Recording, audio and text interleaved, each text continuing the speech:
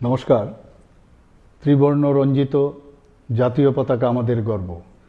আমাদের জাতীয় পতাকা দেশের সার্বভৌমত্ব, গৌরব, রাষ্ট্রবাদী চেতনা, দেশপ্রেম আর মহান আত্মত্যাগের ঐতিহ্য।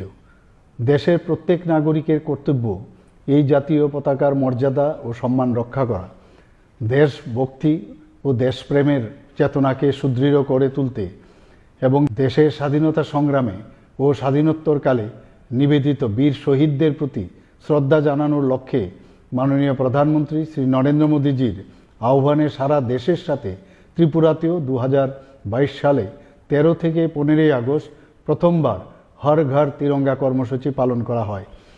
সর্বস্তরের জনগণের সক্রিয় অংশগ্রহণে এই কর্মসূচি অভূতপূর্ব সাফল্য লাভ করে। অনুরূপভাবে 2023 সালেও এই কর্মসূচি সাড়ম্বরে পালিত হয়। ত্রিবর্ণরঞ্জিত জাতীয় পতাকা আমাদের দেশাত্মবোধের পরিচায়ক ও রাষ্ট্রীয় চেতনার অনুভূতি বহন করে আসছে। রাষ্ট্রীয় চেতনার এই অনুভূতিকে রাজ্যবাসীর মধ্যে জাগ্রত করতে রাজ্যে আগামী 13 থেকে 15 আগস্ট 2024 হর ঘর তিরঙ্গা কর্মসূচি পালন করা হবে। এই কর্মসূচির অঙ্গ হিসাবে সরকারি ও বেসরকারি প্রতিষ্ঠানের পাশাপাশি রাজ্যের প্রতিটি বাড়িতে জাতীয় পতাকা উত্তোলন করা হবে।